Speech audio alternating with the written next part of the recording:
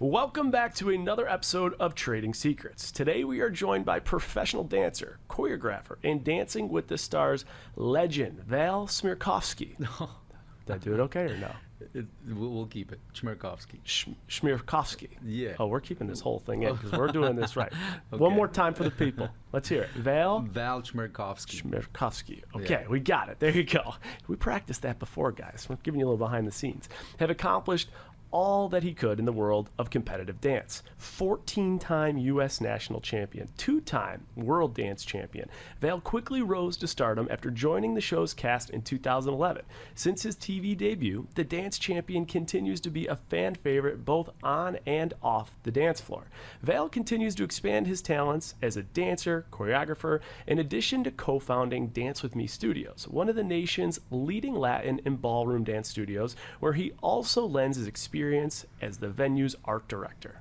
He has also developed Dance With Me Juniors, a program designed to help keep kids healthy, focused, and active in their communities. Today, we're going to discuss all things the world of professional dance, balancing the life on Dancing with the Stars and his family, and how he has turned his fame into various other lucrative business endeavors. Val, thank you so much for being here. We're excited to have you. God, that was a mouthful. That was an introduction right there. Dude, I really appreciate that. Do you feel good after that? Yeah, I want to stand up straight after that. I mean, but these accomplishments are pretty wild, right? Like, you've participated in 18 seasons. You've first place in season 20 and season 23. You come in second place in season 16 and just this past season. Third place in season 19 and season 22, season 24. When you hear this stuff, because sometimes on a day-to-day basis, you're just grinding. When you start to like hear all these numbers, U.S. national champion, all this stuff, like, did you ever anticipate that you would have accomplished from a resume standpoint in the world of dance what you've accomplished at your age? Yeah. So this was always the vision? I mean, it wasn't a clear vision just because there was never a blueprint. You know, it's a very unique thing that I was able to build a life that I've built through the vehicle of competitive ballroom dancing. Like, what is that? Yeah. You know what I mean? And why am I doing that? So it's a very kind of niche thing, and that's why, you know, I preach my love for this country and the opportunity that it gave me and my family to realize my potential in the most unique kind of way there was, you know. So and a lot of luck involved along the way as well. So looking back at those things, I'm grateful. I'm grateful for all of those times and those opportunities to accomplish those things. That's amazing. Some people don't even have a chance to accomplish things, right, you know, for whatever reason. So I guess the feeling is more gratitude than, you know, and also you know, it's like my trophies. They ask, like, Dancing with the Stars trophies, where do you keep them? I don't even know where it is, to be honest. And then the other one is like in a guest room somewhere. Interesting. You know, because for me it's less about celebrating those wins and more about, you know, celebrating the level and the quality that I had to be as a performer, as a dancer, as a student, whatever it is that accomplishment was. I had to be a certain quality to have accomplished that, and I'm proud of that, because there's a lot of really great dancers out there. So if I was able to be first in that competition, that means, you know, I brought something to the table. Yeah, there's so many people we have that have this niche skill set that come on, and it's so interesting how I would think that they're motivated by the rewards, by the accolades, or by the money, and almost all the people that have exceeded this like outlying expectation aren't. And that's just another probably example, like the Dancing with the Stars show, you're like, I don't even know where it is, right? So clearly, like, it's just a nice little icing on the cake, but that has nothing to do with like what goes into the day-to-day. And I mean, it's probably just the sexy thing to say as well. Yeah. You know, you don't want to be like, that's all I ever wanted. That's true. Well, some people come on, they're like, all I give a shit about is money, and that is it. Yeah. Okay, well, the other thing too about the money is I heard those Dancing with the Stars, those trophies are like, they're like 10 to 15K, I heard. Have you ever heard that? Yeah, I heard they cost like 10 to 15K each. Someone's getting robbed. Okay. For at least $14,500. So either someone's paying too much or that's bullshit, guys. Stay tuned to audit that. Yeah, you're gonna audit that. Let me know what you hear. I'm gonna do a ton more research, and the recap, we're gonna address it. One thing you talked about is that this career is not a blueprint. If someone is listening to this and they are a dancer, or someone is listening to this who is a parent of a child who is a dancer, what does that professional outlook look like? Obviously you've done it, but for the majority that say I'm going to be a professional dancer, what does that look like? What career options are there? Well, first of all, it's a life of a lot of risk and huge reward, because ultimately you're doing something that you love. I love to dance. It's not just a vehicle for me to make money. It's a vehicle for me to realize my potential in at least in this arena, which is dance and performance. But also bring me a lot of joy. It's a dream job. Like this season, speaking of Gabby and this season and the ride that we had, making it all the way, like there were times that I couldn't believe that I'm getting paid for this. I should be paying people to be able to collaborate with a really talented young woman, to be able to get it on camera and in the process create content that makes people happy at home all around the world. And then every Monday I have the most talented production team, giving me at least $500,000 in a budget for production for my 1.5 minute performance. I get to enjoy that. Like not a lot of dancers or performers or anybody really get a chance to live that type of work week, for which I get really handsomely compensated as well. So it's truly a dream job that I appreciate regardless of all those things, because there's the iceberg below this tip. Like this is not my I wouldn't say that this is the tipping point for my career, but it's really up there. But underneath all of that is jobs I did for free, dancing in restaurants when I was like 12, 13 years old for like $20, teaching like 14 hours a day every day, for $20 an hour. Like there's a huge grind that led up to this privilege that I enjoy now, being on Dancing with the Stars. Yeah, so it sounds like being on Dancing with the Stars, like you said, is like kind of the pinnacle of being a professional dancer with all the moving parts of it. But behind that, the way that you can monetize in dancing is, this is my understanding from what you're telling me, is teaching, is doing some type of performances. I would imagine like touring with an artist is something, and then like landing like a Broadway gig. Are those kind of like the main ways that if you really want to actually make it in this without having the luxury and opportunity to be at the top, those are the ways you would drive income? Those are some of the major kind of revenue streams and platforms you can take your dance profession into. Okay. I try to capitalize on all of those lanes. Yeah. Now there's a new lane which is disrupting all businesses, which is social media. You could have a dancer that wasn't able to make those things work, that is now making a living, producing content for this device, and is realizing his or her dance potential. And capitalizing on it. Yeah, I mean the whole TikTok scene with the dancing, and to see some of these people taking off, and then you see the dollars behind it. Yeah, what's unique is we had Fred Astaire's and Ginger Rogers and like the famous dancers. Obviously dance has always been big in American entertainment, but nowadays dancers, Dancing with the Stars. Like when you said you could also dance for an artist, that is a venue. Dancing with the Stars is so unique that it also, we are the dancer and the artist. So when we go on tour, like Caitlin went on tour, she hosted a dance tour. That is also very unique.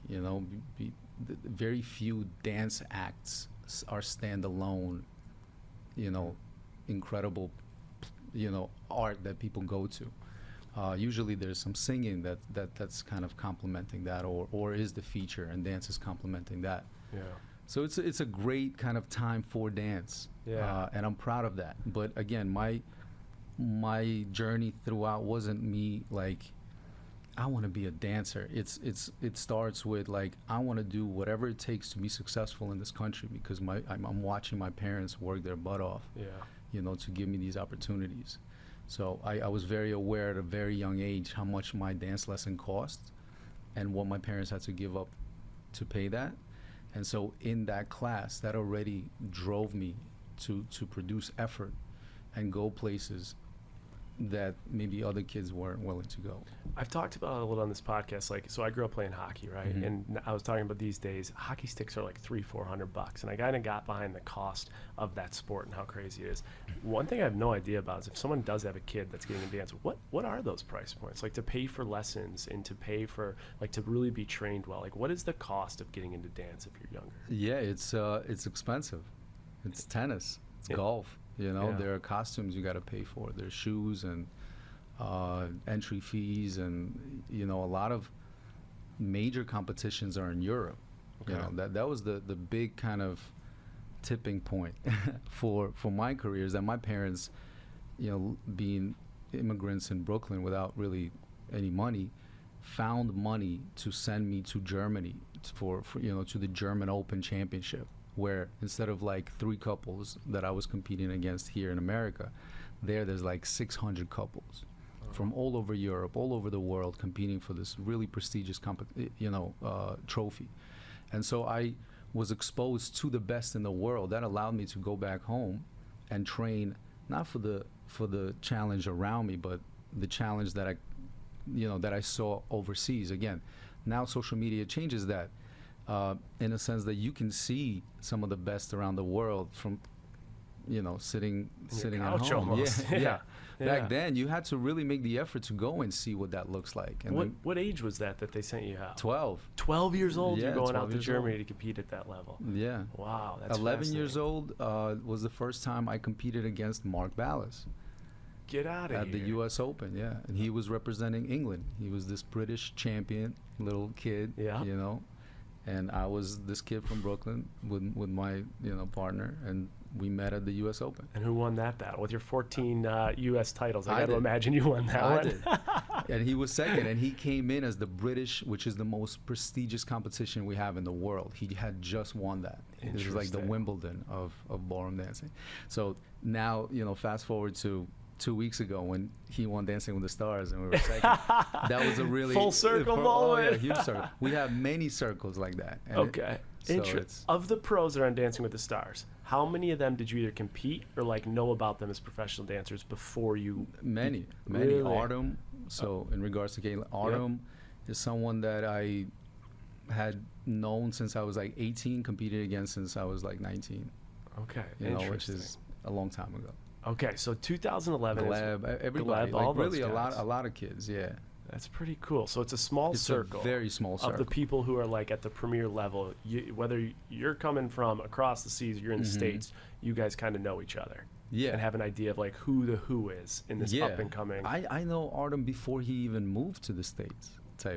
That's how long ago. Or Gleb. Yeah. Gleb competed from Hong Kong. I've known him before he even moved to the United States. Interesting. That is fascinating. It's All right. from the circuit of ballroom dance. Yeah. Like I said, it's a very small world, and the fact that we had this opportunity, that there was a reality show based around ballroom dancers being paired up with celebrities, that changed kind of a lot of lives in the dance business. Yeah, I think it's amazing. Someone who does the recap with me, he doesn't have a big business background. So what he'll do is like he'll hear things that are said in some of these conversations, and he does the recap, and he's like the voice of the viewer, curious Canadian, be like, what does that mean? What does that mean? One thing he does is he coaches the most like elite hockey players at the 16-year level across the country. So he handpicks these kids from everywhere. He has NHL scouts, D1 scouts, junior scouts, all come watch his team. In today's world, do you think Dancing with the Stars, like the producers and the production and the people that are running the show, are they almost like the NHL in that case? Are they almost looking at who are the next like 10, 12, 14, 16-year-old like elites across the country? Or do you think they're like, those guys will cross the bridge when they get here? Yeah, I don't think they reach as far back as 14. Okay. These are institutions. Hockey's not going anywhere in Canada, right? So he could bet on the fact that 10 years from now, it's hard to bet on a show in Hollywood. That's a good Like point. we got X amount of seasons. Good. Let's worry about those seasons. Let's get renewed. Let's Yeah, take yeah, the yeah. next one. But for sure,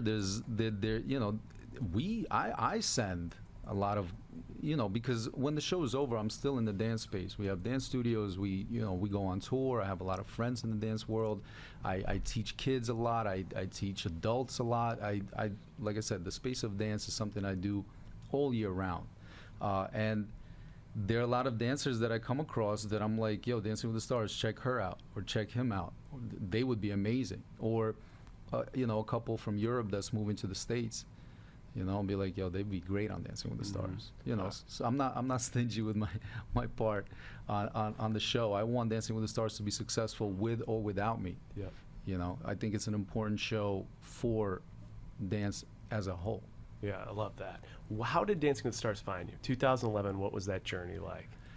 So I have an older brother, Max. Yep.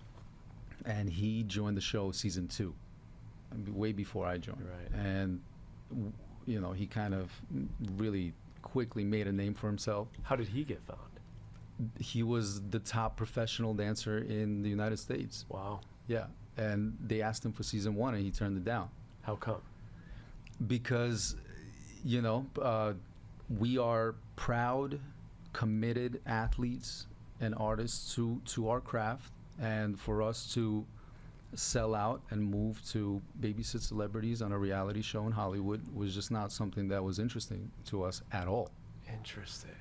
That's the mentality. Yeah, it's so fascinating to hear that versus of course, your appreciation today. Today you're like, I feel like I'm at the highest point and how that's changed. Yeah, of course. And it's growth. That's growth. At that moment, that's how we felt. That's how he felt.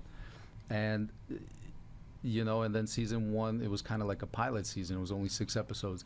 It aired, and it got the ratings that it got. Evander Holyfield did the Foxtrot. People have never seen this type of, it was novelty television in a way, but also wrapped up in a kind of beautiful, human experience that people just love to see. And it exploded, and season 2, thankfully, they approached him again, and again he said no. And this time we were all like, bro, you gotta go. Give it a shot. Yeah, give it a shot. And if it's not for you, then you could always come back and continue to do what you do. And he was 25 and he moved out, and that's it. It kind of changed his life, our life in the process. When you saw him go on the show and have success with it, at that point for you, was it always a target? I got to get on Dancing with the Stars? Not really, still, because again, the pride. So it still was there, though. That pride, that even though the show was season 3, season 4, season 5, it's now getting established. It's now getting millions of views. Yeah. It's now compensating dancers in a way that they've never been compensated before. It's now putting them on the front of People magazine. And you still, at this point, and I'm we're still reluctant. bro, I'm not even interested in that. Wow. That's a beautiful thing that I can enjoy vicariously through my brother. Interesting. And cool. And I flew out. I performed actually a few times because, it's a new space, and now it's Discovery, and now there's a new guy. Season 2 is this, Max. This, what is this accent and what is this ego? And then they did a piece on him, and they realized he has a kids dance studio, Ballroom dance studio in New Jersey. He has a younger brother, Val, who's a champion, and then there's 15-year-old, 14, 12-year-old kids, and they did a story on us, and we came out to the show and we performed, and it kind of blew people's mind because they also saw ballroom dancing on smaller bodies, on smaller kids. They're like, oh my God, kids can do this, and it kind of exposed me to the show and the show to me, and I guess that was the first recruitment I think the show did. Got it. And a few years later, Derek joined the show, Mark joined the show, Julianne. Now these are more my peers. These are not my brother's peers. Now these are my peers, and so now, yes, I am looking. Okay. And now I'm seeing that, and also through my journey, I just was focused on the money and the success is not worth me breaking my word to myself that I made myself 10 years prior. As a 15-year-old kid or a 10-year-old kid, I wanted to accomplish a certain level of competitive ballroom dancing. I wanted to win this title, and I just wasn't there yet at that time. What titles had you not won that you wanted to before you accepted Dancing with the Stars? Well, I wanted to make the top 3 in Blackpool, British, in the adult category, under 35. you Okay. know, which is kind of like the big category. That's like for someone who doesn't know, this is like the Super Bowl of Wimbledon. dance. Okay, this is Yeah. it. This is the main stage. Yeah. And did you get close to that at Yeah, any I point? did. I was in the top 3 in my last last time competing in Blackpool. Yeah. Oh, that's cool. But I was already checked out, and part of that, again, this being a business podcast and finance and all that stuff, I turned 25, which was around the time my brother went on the show. I was one of the best couples in the world, and I wasn't making any money. I was like, yo, this is dope. But, I'm too old for this passion project. Like, what's the difference between a hobby and a profession? It's a paycheck, Money. Yeah, and I hate to say it because money isn't the pillar Sure. of the passion, but the passion got to get compensated, right? I want to buy my mom a gift, I want to, because again, dance for a long time was a vehicle out of the hood, out of a financially challenging situation, the ability to give back to my parents. I had to be successful regardless of whether it was in dance or music or start my own business or do whatever I have to do. Dance just kind of took off, and I was like, I love this. Yeah. But at 25, I made a decision that I'm like, there's an opportunity for me to be on a stage in front of millions of people, and be compensated in it's not like, don't get me wrong, Dancing with the Stars pros are not like, it's raining money on them, especially You're not in getting those paid seasons. $1 million a No, year. not Yeah, even close. yeah. It's not even close to television sitcom money like that at all.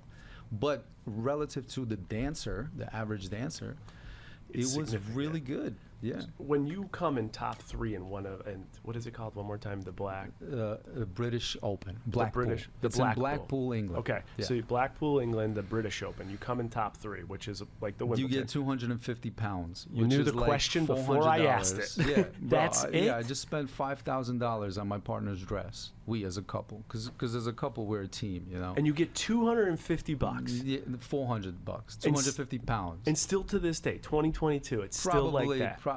Yes, I'd probably say yes. How The entry fee How is like does- 45 pounds or 80 pounds. how do you justify? I mean, like, how does? Well, you build credibility. Okay. It's like internship forever. Okay. It's the You internship know that what I'm doesn't saying? end. Yeah, it's like because you build, you get the result. Now I'm top 3 in the world, and Okay. now dance studios around the world invite me to come teach. And so, I sacrificed my entire life to be an elite, to be elite at a craft. I put in not 10,000 hours, I put 30,000 hours as a dancer, not to teach dance, to make a living. You know what I'm saying? Right. I love teaching dance. Sure. But I love dancing first, and LeBron James didn't pursue basketball to coach, one day or- coach basketball. Yeah, or to train. You Because know? when you said LeBron, the first person I was thinking about, I was like Wayne Gretzky, right? Wayne Gretzky didn't become the top first person to start like training, kids and Right. athletes. He became the first to be the best in the world. ever.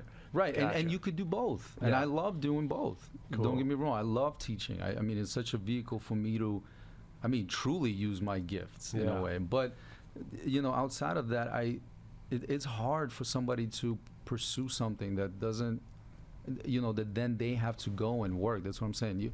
And dance lessons are like you're on your feet in dance shoes Yeah. for an hour. It's labor. Like that's tough. Yeah, manual Because labor. Manual really. labor. Yeah. It's beautiful labor. Yeah, but I yeah. can't do this for 40 years. That's Totally. hard. That's tough. That's tough.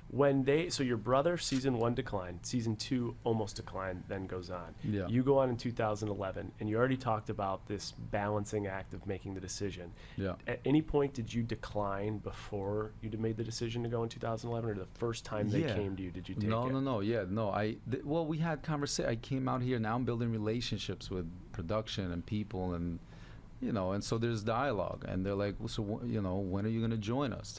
Type of conversation. I'm like, I need a couple more years, Yeah. And so then I made that decision, and it was, like I said, I'm really grateful. I reached out and I said I would love to be a part if you'd have me. I'm ready, you Yeah. know, in a way. Yeah. Did the LeBron sit down? I want to take my talents to Hollywood. Bring me to LA. All right, you decide to do it in 2011. Since then, we fast forward to 2021 or 2022, going into 2023. Have ever you in this cycle of being on Dance with the Stars thought about maybe doing something else or going back to your competing days, or has there been no looking back since you took this career option? I mean, so I had the same perspective. Like, if I don't like it, I'm gonna be out. You know, I could always come back. I'm still at an age where I could come back to competing at a high level. But yeah, I joined the show and I had so much bravado. I'm like, oh man, I'm on top of my game right now. I'm gonna come in and like destroy all of these guys. Like, because you know they've been dancing on television shows. It's not the same. You know, we're training like athletes every day. We're hungry. We're starving. You know, we're not rich. We're not living in sunny California. You know, that's the grind that sometimes you need. You need to go through that. So I came through so ready, and I got eliminated second. Oh, I probably should have been eliminated first. Oh. I was terrible. Who was your partner first? Her name is Elizabetta Canales. Okay. Yeah, Okay. she was a model, Italian lady. I mean, it wasn't her. It was. I mean, I just was a rook, you know, and it was a great ego check. It was so important for me, and I'm glad that I had that kind of experience as a competitor and also as a student. I wasn't like too proud to be like, okay, let me just figure this out. And that Yeah. first season, I danced all the extra dances. I was like, put me in anything, everything, you know. And I watched other pros on the show, Derek, Mark, Max, Tony, you know, everybody on the show. And I took notes, you know, and I'm like, okay, this works. Okay, listen, I gotta broaden my range, right? I can't just be an elite ballroom dancer. On this show, I gotta understand what musical theater is. I need to understand like what contemporary and hip hop commercial appeal is. You know, what is it gonna? Because I'm also now campaigning for votes for Yeah. the first time. Oh yeah. That's You know, right. I gotta say the right thing or make sure I don't say the wrong thing. But at the same time, I got to be authentic. But, you know, and so all of these things, now I'm learning. There's never like a sit down with a, what do they call those guys? A coach, what is it? Like a PR coach? Like a consultant or Whatever, HR career, like- a business consultant. Yeah. No, just like Recruiter. somebody. Yeah, my Yeah. parents have no experience in this. I don't, you know, like I said, I'm learning through my brother's experience in this. But yeah, for the first time, I'm competing in a different space, and I'm using those same tools that I've done my entire life in this sphere. And, you know, here I am. One of the things I think about when I look at like the career and the professional dancers over the Dancing with the Stars is that yes, my perception, which is probably wrong, yes, you guys have a ton of impact of working on that craft and the choreography and the art behind it. That's huge.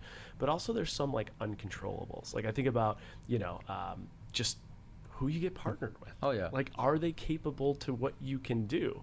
How much of it do you think is really controllable by the professional dancer and all the things that you worked on to help your craft? You know, it's like a race, and some get a bike, some get a horse, some get a, you know, a unicycle, some get a Ferrari, and you're like, damn, we all in the same race. Yeah. You know, so then you got to put some lights on this horse. You know, you got to dress it up, and as a pro, you try to, you know, there are many different ways to give yourself a fighting chance. I look at every season, I have that, you know, delusional optimism with any partner. I love You're that. the best partner, and I don't want any other partner this season because you're my partner. You know, that's the type of energy I have to all my partners, regardless of whether I'm delusional and they're, you know, and we're getting eliminated fifth, or we're going all the way. I approach every season and every partnership that way. I think that lesson right there, though, is it doesn't matter what your career is or what you're doing. That word delusional optimism is really important, because in a world like today where everyone just complains and whines about their circumstance or their boss or maybe their colleague, you're in that situation. Those are the cards you're dealt. Once you're dealt those cards, stop complaining and have delusional optimism. That is a huge, huge pice of advice. I mean, some people call it faith. Yeah, that's true. I like to call it Manifesting. delusional optimism. I love it. We Yeah. had, and I'm almost certain this wasn't the case with you at all, but we had Lindsay Arnold on. She did talk a little bit Nice. about how when she was brought on so early that she actually got promoted to head dancer, and then she got demoted, and Yeah. she took like the background Yeah. dancer. Has anything like that ever happened in your career with Dancing with the Stars, where there's been a shift or a potential demotion or a movement that you're like, it's made a big impact on the professional side? I mean, yeah, recently, like, yeah, I joined the show, and then I had a couple of seasons. Back then it was 2 seasons a year, so there were, there was a few seasons that were rough. The first 2, third season I made the final. Fourth season I made the final. Then I'm in semi, quarter, then final, one, semi, final. Like I was on a roll, and then the last 4 years, like this last season was the first time I made the semifinals in 5 years. Wow, Yeah, something like that. interesting. We went to 1 season a year. Yeah. So that was a moment where I had to be like, oh, okay, cool. Like again, I felt like I had a great run. The show's been really great to me. Yep. And listen, these are the cards I'm dealt. Let's go. Cool. Then another season. These are the cool. Then it's like a third season. Then obviously I'm also looking at me and where I'm dropping the ball. How can I improve? Maybe I'm, But you've seen the show. You've done. You kind of through Caitlin. You've done the show. Yeah. You can see that. Who's going where. You can kind of feel it. Usually when the cards are dealt, I feel like after 1 week, you have a pretty good idea. You're like, oh, okay, cool. And it just those I just kept getting 4-7s, 4-7, 4-7. But I'm like, all right, we could make it straight out of this. Sure. And I didn't for 4 years, and so this last season, man, in those 4 years was a lot of growth. Did I take a step back? Did they demote me? No, but in my life were a lot of demotions in my life that maybe didn't reveal themselves, in public, but personal troubles, other business challenges. Yeah. We have 14 dance studios during the pandemic. We were looking at, just like every other brick and mortar business owner, like we're looking at 20 years of life of my father's effort, of hundreds of people that worked for this company, my friends who have poured their life into this company. Yeah. It potentially can go away. Yeah. So the pandemic was a huge personal challenge, and that was kind of like in the middle of a lot of growth that I did in my life. And so now, having the season that I just had with Gabby, chills, because now my ability to appreciate my craft, my ability to appreciate my opportunity, this job, my other opportunities, this podcast, everything I do now has a very post-COVID kind of very different perspective on it. Like, I'm grateful that I'm healthy enough to still perform on the level that I'm performing. So yeah. I think one of the challenges you just faced that you talked about for 4 years is like being dealt a tough card, a tough hand. People at work, I think, that are listening to this, they get dealt those tough hands. And there's subjectivity that goes into their success, not objective output. And then they have to do a couple things like you did. You have to kind of self-reflect, you have to adjust, you have to make changes.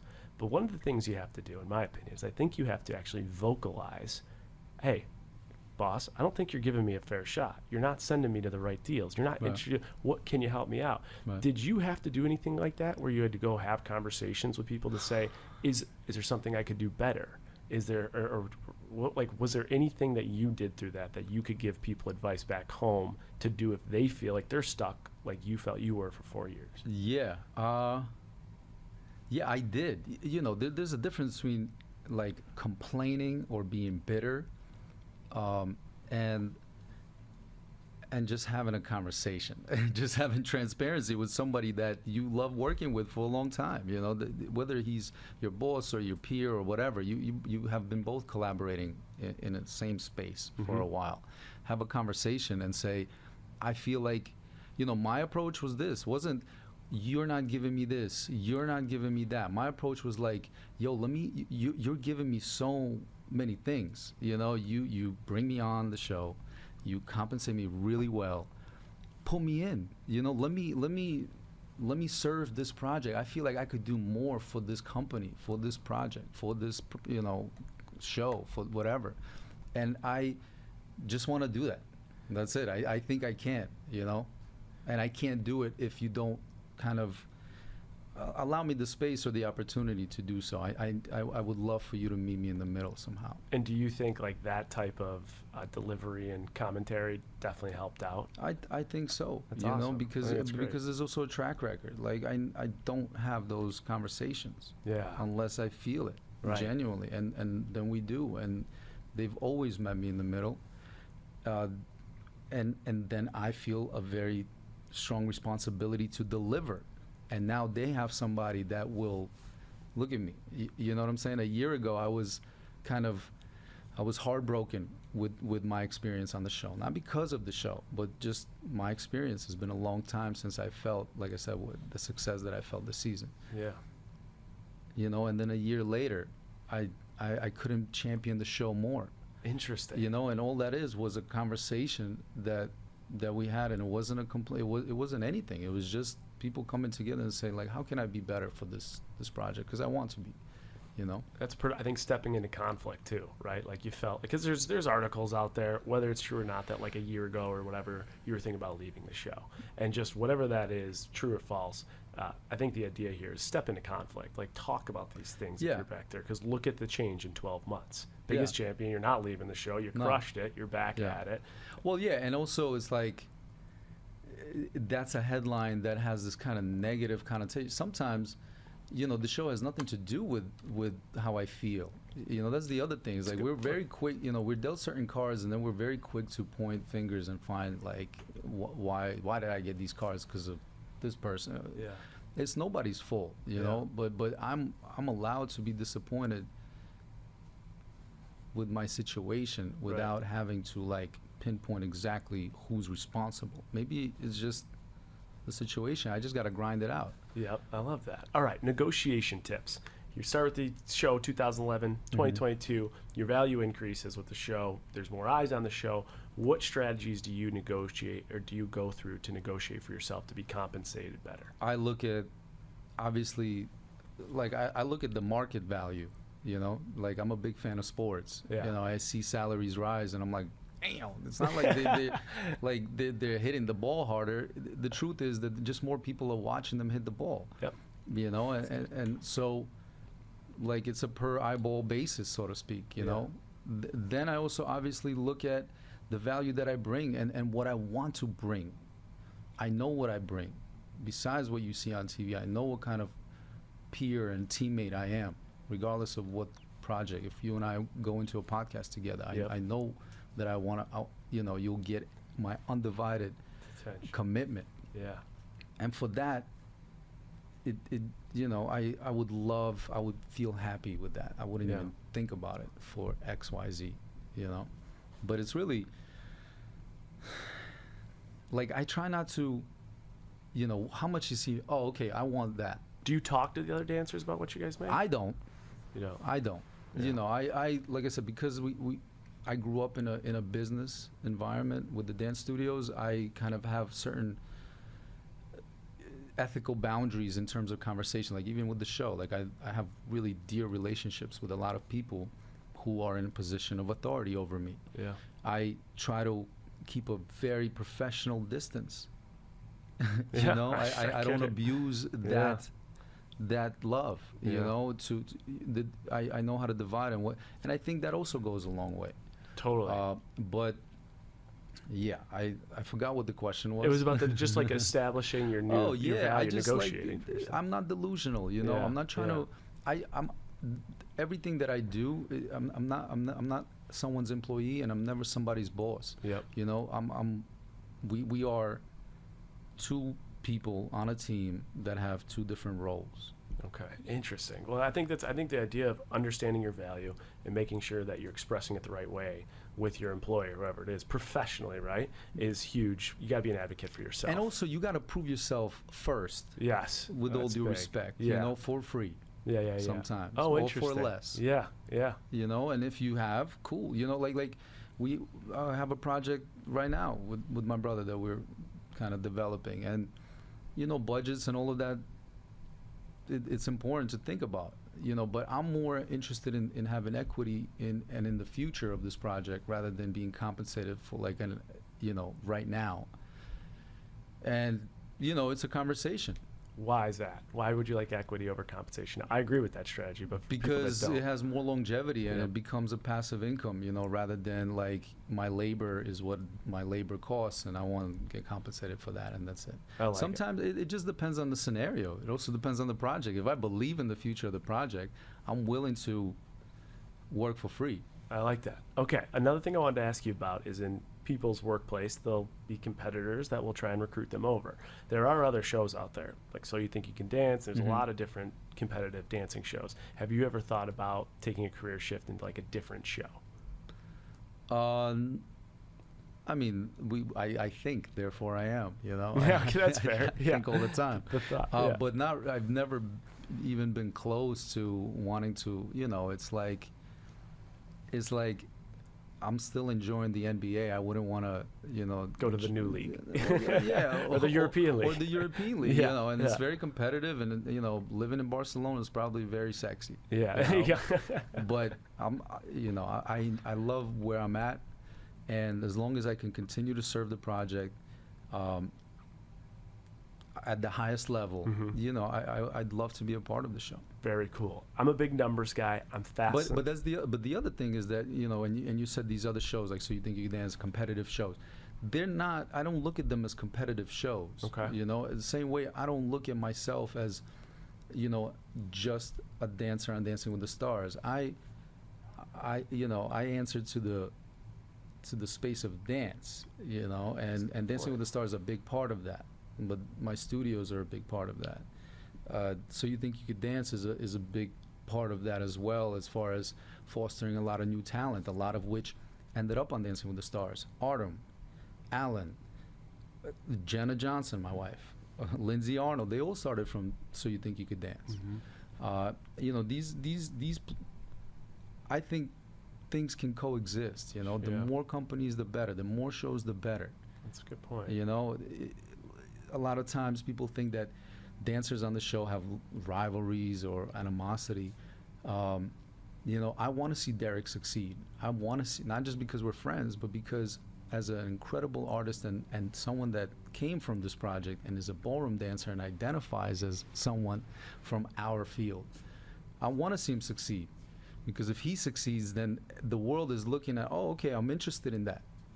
And if he succeeds, the art of dance and the profession of Succeeds, dance. right. So You Think You Can Dance succeeds. Right. It's not a competition. It's good for the It's- athleticism right. and the art and the beauty of dance. Okay, Exactly. I think that's a really good perspective.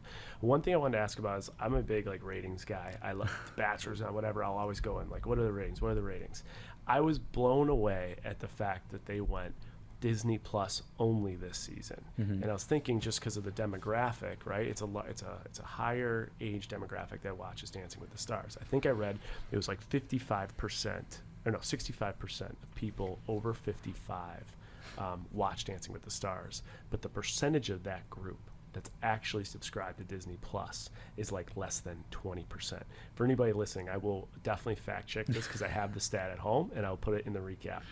That said, did you have any thoughts on Disney Plus only, and do you know anything about if it worked or didn't work? Or it's all hearsay. I didn't have direct conversation with whoever is in charge at Disney Plus. Yeah. But yeah, I think we paid off on their investment. I think It worked. It worked. Yeah, It worked. That's what I had heard. Yeah, I'd heard that Disney- and I think it worked beyond even expectation. I think we've not just doubled expectation. I think it was really good. That's what I had heard, that the Disney Plus move ended up exceeding every expectation that was put in place. Yeah. Interesting. Did that impact social media? Obviously, since you get on the show, changes a lot, and it helped your career. I'm sure it's helped monetization. Yeah. Clearly, it helps your influence, and it impacts your overall position in the art of dance.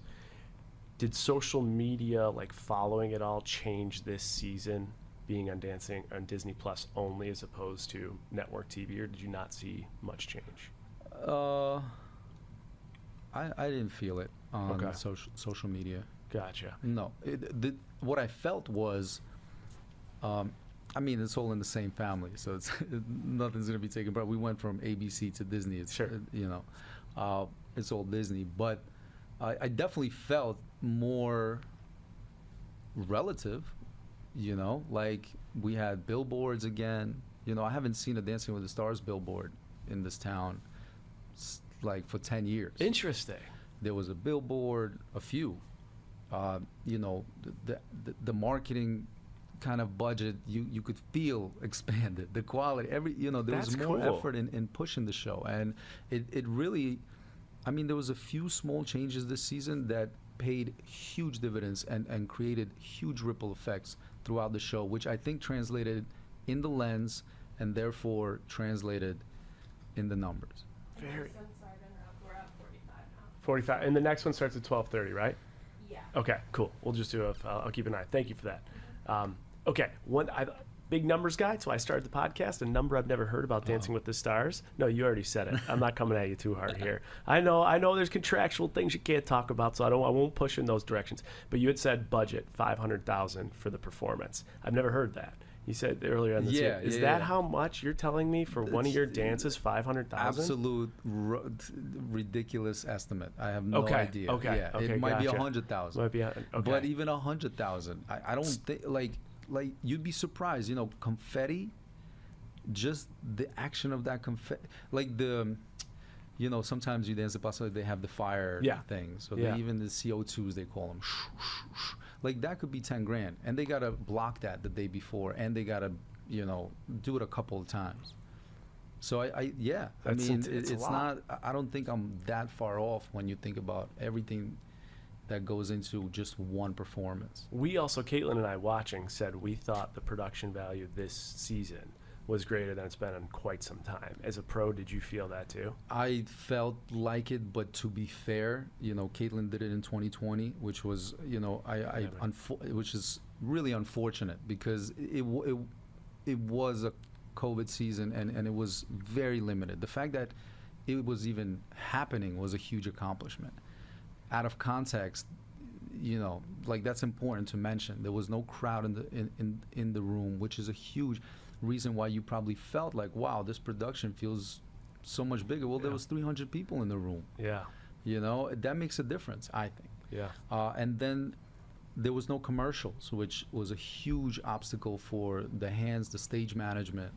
So they're the real their effort was crazy this season because usually the commercials allows the production to breathe for a second, regroup. Here they had to be really creative, but it kept the show afloat. I mean, I thought that this season was one of the best seasons out of the 18 seasons that I've been on the show. Interesting. Yeah, it was absolutely incredible to watch from afar. I mean, absolutely impressive. When you look at Dancing with the Stars, all your business ventures like Dance With Me Studios, social media, which of those in an annual basis is like creating the biggest business opportunity for Val when it comes to dollars? They all are part of this little universe that I have, and they all complement each other. My presence on Dancing with the Stars isn't the nucleus of the Dance With Me studio business, but it's a huge marketing opportunity. It's a huge branding, push and credibility that I bring to the studios by being on Dancing with the Stars currently, consistently. It's still a big deal. But those studios provide an opportunity to host events and have incredible growth potential and the opportunity to potentially franchise and expand and grow. And then, I mean, all of these are vehicles that complement one another. I try not to, I try to have several streams Of so that revenue coming in? yeah. Do you have because you are an entrepreneur and you have all these other moving parts, do you have any other businesses that you're working on or forecasting down the road to generate another stream? I have a dance app that I'm a partner in, Dance & Co., which is online dance lessons as well. So during COVID, we kind of, all pivoted and got excited about that platform. So it's an app, which is awesome. We have over 200 plus classes. Cool. But I like to develop live performances and live experiences, and I guess I'm looking forward towards expanding that into an experience that includes potentially food and liquor, and more of an immersive kind of project Cool. that lives with me and that lives without me. And I like to develop in that space. Very cool. That could be awesome. When you do fundraising for that, you let us know. We'll put it out there, see if there's any investors out there. All right, we got to wrap up. We got to get your trading secret, Val. It's amazing kind of where you've gone and where you've come from. The trading secret's actually you get to pick. You don't even get drilled. So it's got to be a trading secret. Someone can learn from you about money management. It could be career navigation. It could be just like life inspiration, something that they can't get anywhere but hear it directly from Val and your experiences. So the Money Mafia, they love the trading secret. It's what you leave us with. What type of trading secret could you give our listeners? I mean, in 2022, with the amount of trading secrets that is out there, that's It's a tough ask. Yeah. Phil. It's crazy, this environment. It challenges your confidence and challenges, your belief in yourself. Like sitting here, I don't feel super comfortable with offering, these, and claiming it as the secret that you can only get from me. My secret is, I don't take things personally, especially in the business space, especially when it comes to money. I know it's hard because a lot of times you build relationships and effort is being exhausted. You really sacrifice in your life for some of these partnerships and some of these ventures, but soak in it for a minute and then keep it moving. I like that. Keep it moving. My just so you guys know, before we started, I have a trading secret from Val that I took. And you had talked a little bit about just the relationship management of your partner, and that like it's like an arranged marriage, and that you guys are like, you had discussions like therapy, like almost like it was therapy, where you said, hey, these are things that are like lines in the sand for me. Don't do this, don't do this, don't do this, please do this, I'll do this, you tell me your feelings. Yeah. And as a result of that, it builds chemistry, connection that allows you two to work better. I think people should, back home listening to this, should think about, do you have those conversations with like your boss, your colleagues, even in your relationship? Because I think when you are in a position where you're in your business partners, if you're not having those conversations, it's going to impact everything. It's going to impact the perception of people. It's going to impact your performance. It's going to impact how you move as a team. And just hearing the fact that you do that every single season with your partner, that's my trading secret. Like, it doesn't matter, relationship, business partner, colleague, boss, you have to have those type of in-depth conversations with these people so that you could be the best team. Yeah. That's my trading secret. Thanks, Val. man. and maybe that's it. You have a better perspective. Kind of seeing it from the side. But really, yeah, that is the secret. I don't know any secrets, but I will give you my undivided, unconditional, effort and time. You are my priority, and I literally say that to them. And all I want is you to reciprocate that. That's it. For 3 months, and then you can do whatever you want, and I'll do, and we can maintain our friendship, whatever. But we'll reconvene then. Yeah, let's do this. Because you have potential, and we can do this. While we're here, let's go all in. Let's be the best team. And that's why I love teaching. I love preaching. I love camaraderie. I love working together. I love collaborating. I love giving people credit. In this town especially, it's like such a big deal to credit somebody. It's like this controversy. Like, I don't see why I can't credit everybody, because sharing is the wealth. The ability. I want to make a lot of money, not because I want to have a lot of money, but because I want to be able to share a lot of money with people, and with causes and things like that. That's another one. Sharing is the wealth. You said you didn't have a trading secret. We just pulled 4 or 5 out. All right, Val. Dance With Me Studios, your app, your social media, everything you have going on. People want to learn more about it. Where can they find that stuff? Valentine at Instagram.com. All right. That's not Instagram. No. On Instagram. That was such a Instagram.com. Like, what was that? It's like the Facebook. Oh my God. Damn, that's me. But yeah. Valentine on Instagram. Why the hell does the dancing pro with 18 million trophies not have a TikTok? I do. Valor I couldn't Valentine. see it. Oh, it's not the same. You don't have the same handle. No, I never took care of that. Interesting. Yeah, and that's why when you kept, saying social media business, I'm like, I'm the worst on social media. I'm still living in like 2012, where this was like a a journal. Well, we talk about it often on this show, social media and the monetization. So I'm going to challenge you. Please. Get more active because you can make a whole lot of damn money. Teach Let's me. go. And then we'll bring some deals to you. How about that? Perfect. Val, thank you so much for being on this episode of Trading Secrets. Thank you, brother.